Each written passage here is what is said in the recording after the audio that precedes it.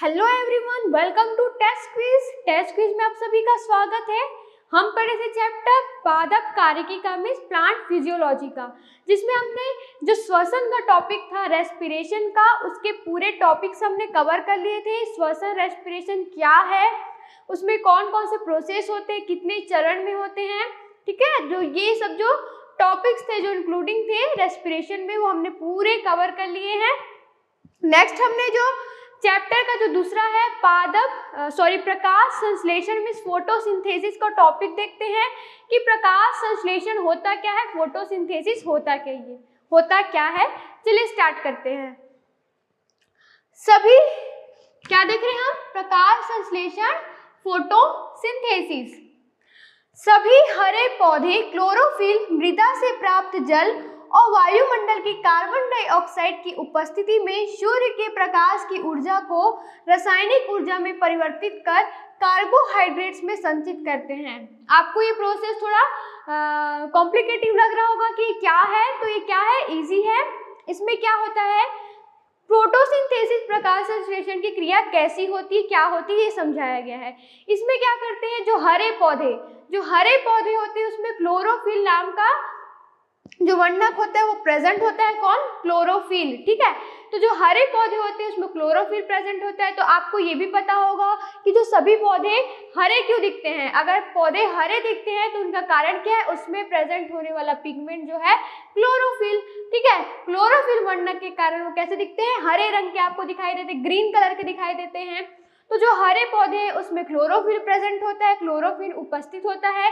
तो क्या करते हैं, इस पौधे की जो जड़ें हैं, जो मृदा मतलब मिट्टी में उपस्थित जो जल होता है, पानी होता है, उसको अवशोषित कर लेते हैं। और जो वायुमंडल, जो हमारे पूरे हवा में जो कार्बन डाइऑक्साइड है मतलब CO2 है, इन दोनों की अभिक्रिया से जो सूर्य का प्रकाश उसे मिलता है, प्रकाश जो पादप होता है, जो पौधे होते हैं, उसको जो सनलाइट मिलता है, जो सूर्य की प्रकाश मिलता है, उसमें वो क्या करते हैं, उसकी उपस्थिति में प्रकाश ऊर्जा को रासायनिक ऊर्जा में परिवर्तित करके कार्बोहाइड्रेट का निर्माण करते हैं। कार्बोहाइड्रेट उनके लिए भोजन बनाते हैं। भोजन के रूप में जो कार्बोहाइड्रेट होता है वो संचित हो जाता है पौधों में। तो क्या होता है, बेसिकली ये पूरा प्रोसेस जो है पौधों में भोजन निर्माण की एक क्रिया है, ठीक है। भोजन निर्माण की एक क्रिया है, कौन सी क्रिया है, प्रकाश संश्लेषण की क्रिया, जिसमें जो पादप है, पौधे हैं, अपना भोजन स्वयं बनाते हैं इस क्रिया के द्वारा, क्योंकि वह स्वपोषी होती हैं। इसी कारण पौधे को, प्लांट को स्वपोषी कहा जाता है, क्योंकि वे अपना भोजन स्वयं बनाते हैं, आत्मनिर्भर है।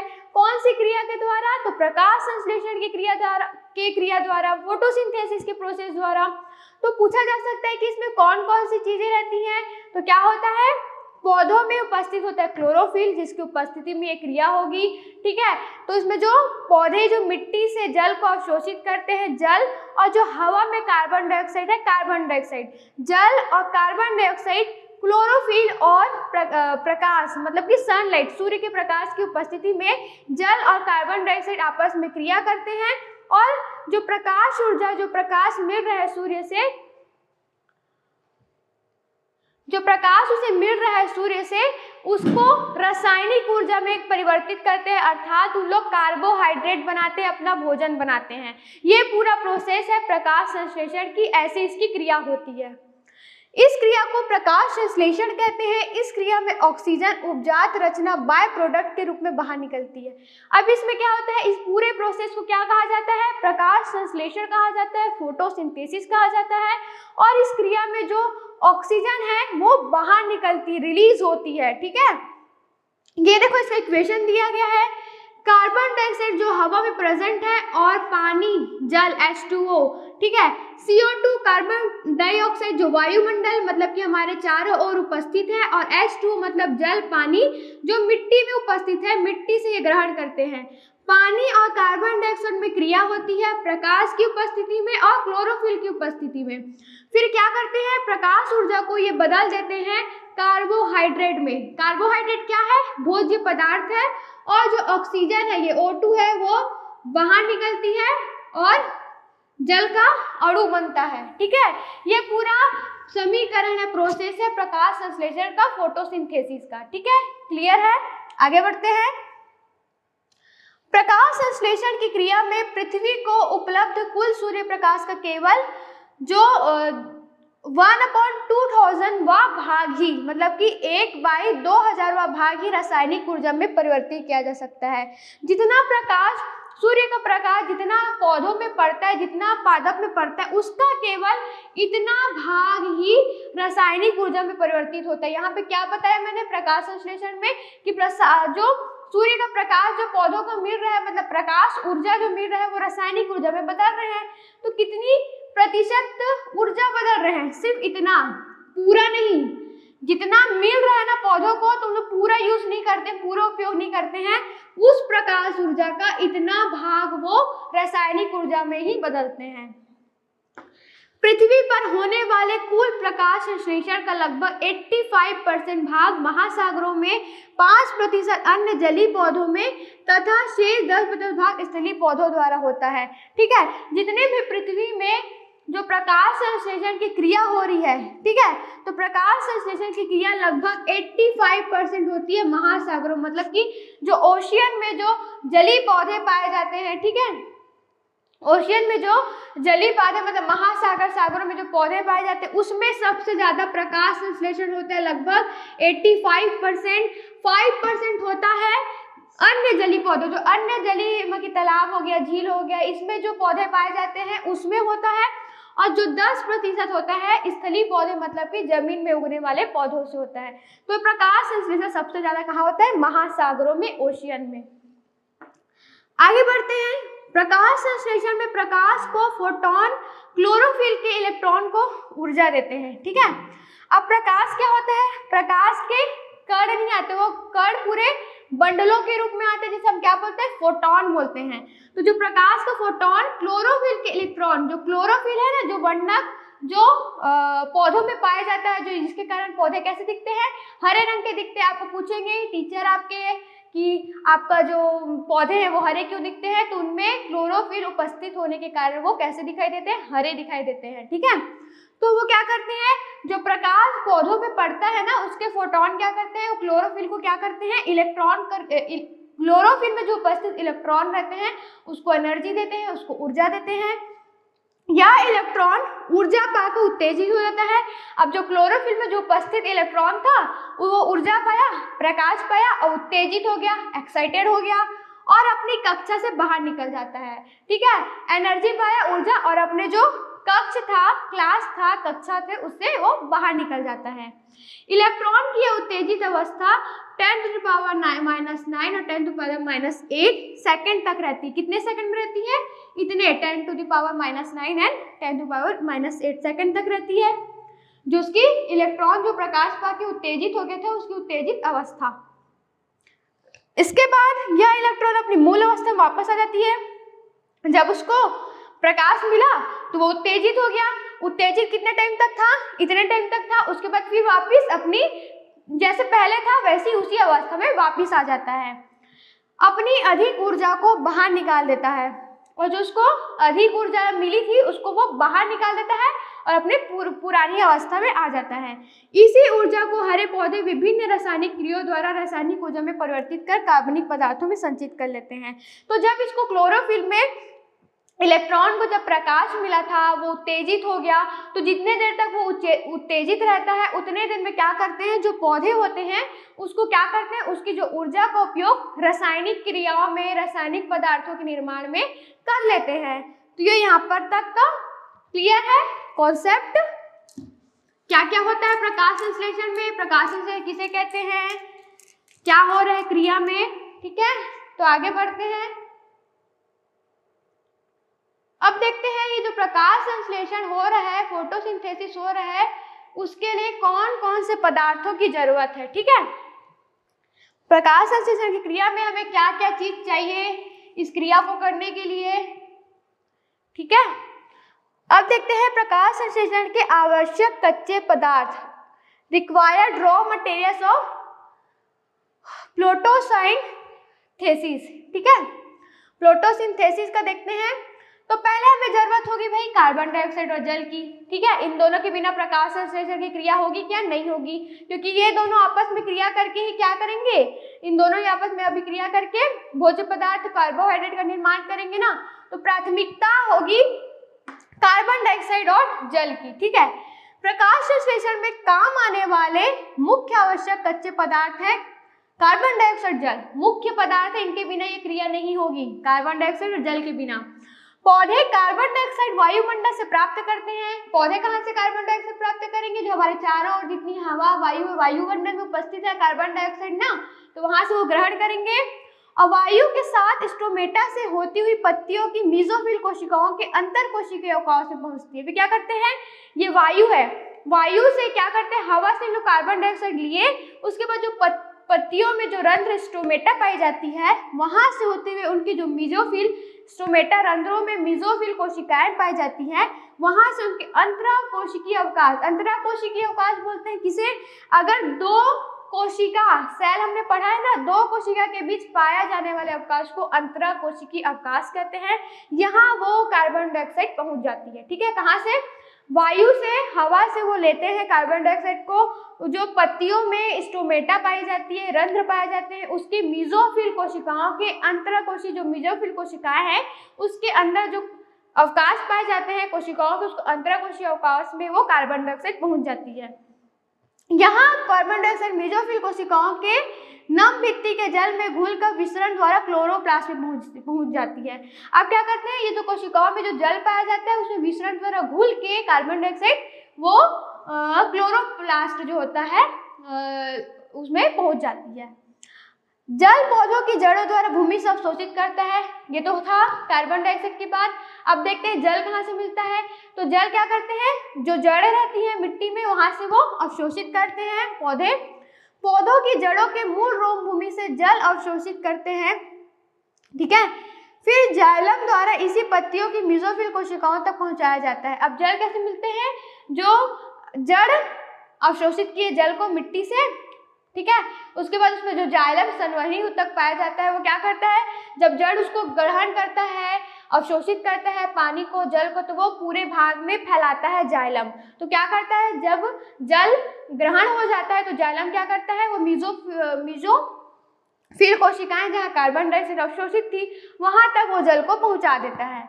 भूमि से अवशोषित जल का केवल 1% भाग ही प्रकाश संश्लेषण में काम आता है। जितना भी वो जल को ग्रहण करता है, अवशोषित करता है, उसका केवल 1% भाग ही वो प्रकाश संश्लेषण की क्रिया में काम आता है। परंतु जल की कमी का प्रकाश संश्लेषण की क्रिया पर परोक्ष रूप से प्रभाव पड़ता है, प्रत्यक्ष रूप से प्रभाव नहीं पड़ता। पर अगर जल की कमी है पौधों में तो प्रकाश संश्लेषण की जो क्रिया है, फोटोसिंथेसिस क्रिया है, वो प्रभावित होगी। जल की कमी से मेसोफिल की कोशिकाओं की भित्ति में नमी कम हो जाती है। अगर जल की कमी है पत्तियों में तो क्या सूखे हो जाएंगे, नमी कम हो जाएगी उसमें, ठीक है। इनमें CO2 की कम मात्रा घुल पाती, क्योंकि CO2 को घुलने के लिए जल की आवश्यकता है, तो CO2 नहीं घुल पाएगी, ठीक है। द्वार कोशिकाओं का स्फीत दाब कम हो जाएगा, जो द्वार कोशिकाएं होती है उसका जो दाब है वो कम हो जाएगा, जिससे स्टोमेटा बंद होने लगता है। स्टोमेटा खुलेंगे नहीं तो क्या प्रकाश संश्लेषण क्रिया हो पाएगी, क्या नहीं ना, इसलिए स्टोमेटा बंद होने लगते हैं। और गैसों का विनिमय बंद हो जाने से प्रकाश संश्लेषण पर विपरीत प्रभाव पड़ता है। अब स्टोमेटा बंद हो जाएंगे तो गैसों का विनिमय आदान प्रदान नहीं हो पाएगा और जो प्रकाश संश्लेषण जो क्रिया है उसमें विपरीत प्रभाव पड़ेगा, ठीक है। ये था कार्बन डाइऑक्साइड और जल का। अब दूसरा देखते हैं प्रकाश, लाइट की आवश्यकता होती है प्रकाश संश्लेषण में। प्रकाश संश्लेषण, ठीक है, प्रकाश संश्लेषण में प्रकाश एक महत्वपूर्ण कारक है, क्योंकि जब तक प्रकाश नहीं मिलेगा तो प्रकाश संश्लेषण की क्रिया ही नहीं हो पाएगी, ठीक है। तो प्रकाश ऊर्जा मिलेगा तभी तो वो रासायनिक ऊर्जा में उसे बदलेंगे। पौधे सूर्य की विकिरण ऊर्जा को रासायनिक ऊर्जा में परिवर्तित करके कार्बोहाइड्रेट में स्थितिज ऊर्जा के रूप में संचित करते हैं। मतलब कि क्या करते हैं, प्रकाश तो बहुत इंपॉर्टेंट है इस क्रिया के लिए, तो प्रकाश को ग्रहण करते हैं, उसको रासायनिक ऊर्जा में बदलते हैं और स्थितिज ऊर्जा के रूप में संचित कर लेते हैं। जैसे कि उन्होंने कार्बोहाइड्रेट बनाया तो उस रूप में उसको संचित कर लेंगे भोज्य पदार्थ के रूप में। जीवों में श्वसन द्वारा भोज्य पदार्थों के ऑक्सीकरण से यह ऊर्जा गतिज ऊर्जा में बदल जाती है। जब ये भोज्य पदार्थ बन जाते हैं, ठीक है, किसी भी पौधे में या फिर जंतु जब भोज्य पदार्थ यूज करते उपयोग करते हैं, तो जब श्वसन रेस्पिरेशन द्वारा उनका ऑक्सीकरण होता है, वो भोज्य पदार्थ का विघटन होता है और वो गतिज ऊर्जा में बदल जाती है। वो स्थितिज ऊर्जा जो संचित थी, स्टोर थी जो भोज्य पदार्थ, अब उसमें ऑक्सीकरण की क्रिया हुई तो क्या होता है, वो गतिज ऊर्जा में बदल जाती है और जीवधारियों की विभिन्न जैविक क्रियाओं को संपन्न करने के काम आती है। ऑक्सीकरण हुआ, एनर्जी हमें प्राप्त हुई। जब हमने श्वसन की क्रिया देखी थी तब वो क्या करते हैं, एनर्जी मिलेगी, ऊर्जा मिलती है तो क्या करते हैं, बहुत सारे काम कर सकते हैं ना हम लोग। वैसे ही पौधों को एनर्जी मिलती है और बहुत सारे उसमें जैविक प्रक्रियाएं होती हैं। पौधों को यह ऊर्जा सूर्य के प्रकाश से ही प्राप्त होती है। तो पौधों को यह ऊर्जा कहाँ से हो रही है, बेसिकली पूरा किससे मिल रहा है, जब सूर्य प्रकाश मिला तब ये सब क्रिया हुई, तभी श्वसन की क्रिया हुई। तो पौधों की यह ऊर्जा ओवरऑल सूर्य के प्रकाश से ही प्राप्त हो रही है। परंतु कुछ पौधे जैसे समुद्री शैवाल जो होते, समुद्र में पाने वाले शैवाल, काई, चंद्रमा के प्रकाश का एवं कुछ अन्य पौधे बिजली के प्रकाश का उपयोग कर भी प्रकाश संश्लेषण में करते हैं। अंधेरे में प्रकाश संश्लेषण संभव नहीं है।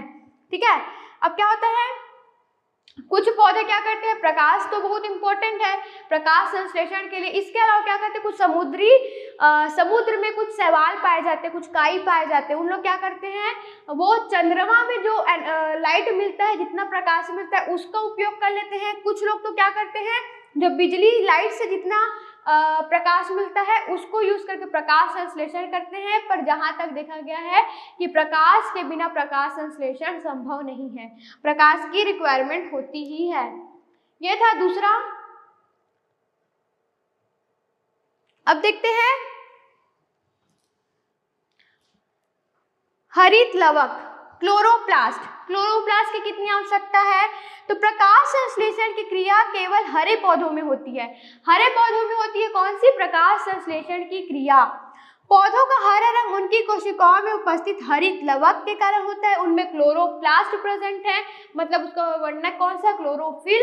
इसके कारण पौधे कैसे दिखाई देते हैं, हरे रंग के दिखाई देते हैं। ये पौधे के उन भागों में अधिकता में पाए जाते हैं जो सूर्य के प्रकाश में होते हैं।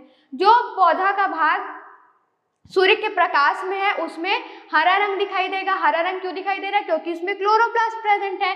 तो क्या बोल रहे हैं, क्लोरोप्लास्ट पौधों के उन भागों में पाए जाते हैं जहाँ पे सूर्य का प्रकाश पड़ता है, जैसे उसकी पत्तियां हो गई, उसके तने हो गए। जड़ में पड़ रहा है क्या, सूर्य का प्रकाश डायरेक्टली नहीं पड़ रहा है ना, वो जमीन के अंदर है, इसलिए वो हरा है क्या, नहीं है। ठीक है, इसलिए वहाँ पे क्लोरोप्लास्ट प्रेजेंट नहीं है। क्लोरोप्लास्ट में मुख्यतः 4 प्रकार के वर्णक पिगमेंट्स मिलेंगे। ठीक है, जो क्लोरोप्लास्ट है, हरित लवक है, उसमें आपको 4 प्रकार के वर्णक दिखाई देंगे। क्लोरोफिल ए, ये सब क्लोरोफिल टाइप्स के हैं, chlorophyll A, chlorophyll B, carotene एवं जैंथोफिल, ये 4 प्रकार के वर्णक क्लोरोप्लास्ट में आपको दिखाई देंगे। अब देखते हैं पर्णहरित या क्लोरोफिल के कार्य। अब एक क्लोरोफिल के कार्य क्या है, इनका फंक्शन क्या है पौधों में, तो क्लोरोफिल के निम्नलिखित मुख्य कार्य है, बहुत सारे कार्य हैं इसके मुख्य। सूर्य की विकिरण ऊर्जा, रेडिएंट एनर्जी को अवशोषित करना, जो सूर्य से प्रकाश मिल रहा है, ऊर्जा मिल रही है, उसको अवशोषित करेगा। जल का विखंडन कर ऑक्सीजन मुक्त करना, जो जल है जो मिट्टी से अवशोषित किया है उसको विखंडन करना। ठीक है, इस क्रिया को जल का प्रकाशिक अपघटन कहते हैं, फोटोलाइसिस कहते हैं। जब जल का विघटन होता है, अपघटन होता है, उसको क्या बोलते हैं, फोटोलाइसिस बोलते हैं, प्रकाशिक अपघटन बोलते हैं। पत्तियों को हरा रंग प्रदान करना, जैसे कि बताया पौधे हरे रंग क्यों दिखते हैं, हरा रंग पत्तियों में क्यों है, क्लोरोफिल के प्रेजेंस के कारण। प्रकाश संश्लेषण में उत्प्रेरक कैटालाइज का कार्य करना, और वो प्रकाश संश्लेषण करने के लिए उसे उत्प्रेरित करते हैं, उत्प्रेरक का कार्य करते, कैटालाइज का कार्य करते हैं क्लोरोफिल। तो ये पर्णहरित बोलो, क्लोरोफिल को हिंदी में बोलते हैं पर्णहरित, और क्लोरोफिल के कार्य थे, फंक्शंस थे। अब आगे देखते हैं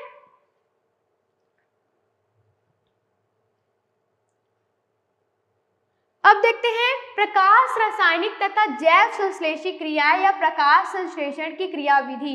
अब प्रकाश संश्लेषण की क्रियाविधि कैसी होती है, उसका मैकेनिज्म कैसे है, किस प्रोसेस में होता है, वो देखते हैं। तो प्रकाश संश्लेषण की क्रियाविधि दो प्रमुख अवस्थाओं के तहत होता है।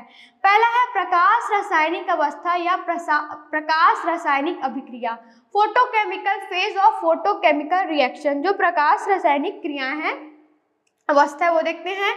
इसे ही हील अभिक्रिया या प्रकाश अभिक्रिया कहते हैं। आप पूछेंगे हील अभिक्रिया किसे कहते हैं, तो प्रकाश रासायनिक अवस्था, प्रकाश रासायनिक अभिक्रिया को हील अभिक्रिया, हील रिएक्शन कहते हैं। यह क्लोरोप्लास्ट के ग्रेना लैमेली में होता है। ये क्रिया कहाँ होती है, जो क्लोरोप्लास्ट होता है जो पत्तियों में पाया जाता है स्ट्रोमेटा में, उसके ग्रेना लैमेली में होता है। ठीक है, क्लोरोप्लास्ट जो पत्तियों में पाया जाता है उसके ग्रेना लैमेली में ये लैमेली में ये प्रोसेस होता है। दूसरा है जैव संश्लेषी अभिक्रिया या जैव संश्लेषित अवस्था। ठीक है, इसे ही अप्रकाशिक अर्थात अन्य अंधकार अभिक्रिया, जो प्रकाश की उपस्थिति में जो क्रियाएं हो रही है उसे प्रकाश रासायनिक अवस्था बोल रहे हैं। जो प्रकाश की अनुपस्थिति अंधकार में हो रही है उसे अप्रकाशिक या फिर अंधकार अभिक्रिया, डार्क रिएक्शन या फिर ब्लैक मैन अभिक्रिया कहते हैं। यह क्लोरोप्लास्ट के स्ट्रोमा में संपन्न होगी। जो प्रकाश रासायनिक थी वो क्लोरोप्लास्ट के ग्रेना और लैमेली, ग्रेना में हो रही थी और ये किस में हो रही है, स्ट्रोमा में हो रही है। ठीक है, इस बात का ध्यान रखना।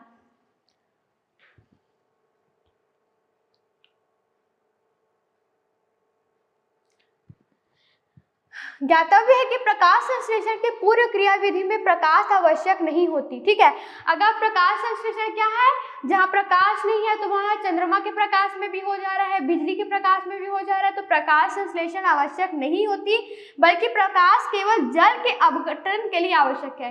प्रकाश की ऊर्जा किस लिए आवश्यक है, जल के अपघटन के लिए, जल को तोड़ने के लिए ही प्रकाश की आवश्यकता होती है मुख्य रूप से। इसके प्रथम चरण अर्थात प्रकाश अभिक्रिया में ऊर्जा से परिपूर्ण यौगिक एटीपी एवं NADPH+H+ का संश्लेषण होता है। इसके प्रथम चरण में क्या होता है, यहाँ पे जो लिखा है उसका संश्लेषण होगा, सिंथेसिस होता है, जो कि प्रकाश संश्लेषण के अगले चरण अर्थात अंधकार अभिक्रिया में कार्बन डाइऑक्साइड के अवकरण में काम आता है। जो अंधकार अभिक्रिया होती है, ब्लैकमैन अभिक्रिया, उसमें कार्बन डाइऑक्साइड के अवकरण में, रिडक्शन में, ठीक है, उसके रिडक्शन में काम आता है। अंधकार अभिक्रिया में ग्लूकोज बनती है। अंधकार अभिक्रिया में क्या बनती है, ग्लूकोज, हेक्सोशर्करा बन रही है। अंधकार अभिक्रिया अर्थात अप्रकाशिक अभिक्रिया, अंधकार में होती हो ऐसा नहीं है, बल्कि प्रकाश पर निर्भर नहीं रहती है। ठीक है, इसका मतलब पूरा क्या है कि अंधकार अभिक्रिया ओनली अंधकार में हो ऐसा जरूरी नहीं है। इससे ये तात्पर्य है अप्रकाशिक अभिक्रिया से कि इसके लिए प्रकाश की आवश्यकता नहीं है। यह परोक्ष रूप से उसके उत्पादों पर कार्बन डाइऑक्साइड के अवकरण के लिए निर्भर रहती है। उसके उत्पादों के लिए, ताकि कार्बन डाइऑक्साइड के अवकरण, रिडक्शन हो सके, इसके लिए वो निर्भर रहती है। देखो, प्रकाश संश्लेषण के यहाँ पे चरण लिखे हैं कि कौन से स्टेप वाइज प्रकाश संश्लेषण की क्रिया होती है। तो देखो, पहले क्या होगा, क्लोरोफिल अणु द्वारा फोटॉन्स को ग्रहण करेंगे, स्वयं उत्तेजीकरण। जैसे कि हमने पढ़ा कि जो क्लोरोफिल होते हैं, क्लोरोफिल क्या होते हैं, जो हरे रंग जिसके कारण दिखाई देता है वो क्लोरोफिल एक वर्णक है। ठीक है, तो उसमें जो क्लोरोफिल में जो इलेक्ट्रॉन प्रेजेंट रहता है वो क्या करते हैं, प्रकाश पाते हैं, जो ऊर्जा पाते हैं, प्रकाश पाने से क्या उत्तेजित हो गए, उत्तेजित होते हैं, पहला चरण। दूसरे में क्या होगा, इलेक्ट्रॉन का अभिगमन तथा एटीपी संश्लेषण। उत्तेजित हो गए तो इलेक्ट्रॉन बाहर आते हैं, अपने कक्षा से अभिगमन होते हैं और एटीपी ऊर्जा का संश्लेषण करते हैं, संश्लेषण होता है। जल का प्रकाशिक अपघटन। जल का प्रकाशिक अपघटन मतलब कि क्या होता है, जल को आवश्यकता होती है प्रकाश की, प्रकाश ऊर्जा की, जिससे क्या होता है, जल का अपघटन होता है, जल टूटते हैं। NADP हाइड्रोजन ग्राही का अपचयन। जो हाइड्रोजन ग्राही है NADP, वो हाइड्रोजन ग्राही का अपचयन होता है, रिडक्शन होता है, NADPH2 में परिवर्तित हो जाता है वो। ठीक है, पांचवें चरण में क्या होता है, प्रति 2 विखंडित जल के अणु से एक अणु जल का पुनर्निर्माण होता है। जो जल के अणु टूट गए थे, दो विखंडित जल के अणु से एक जल का अणु बनता है। छठवां है ऑक्सीजन का उपोत्पाद के रूप में बाहर निकलना। और पूरे प्रोसेस से क्या होता है, जो ऑक्सीजन है उपोत्पाद के रूप में बाहर निकलती है। ये प्रकाश संश्लेषण के चरण है जो स्टेप वाइज होते हैं। ये पूरी क्रिया हम कहाँ थे, यहाँ पर। प्रकाश संश्लेषण के दो अभिक्रियात्मक अवस्थाओं के होने का प्रमाण वॉरबर्ग ने 1919 के अंतरारायिक प्रकाश के प्रयोग से प्रमाणित हुआ है। ठीक है,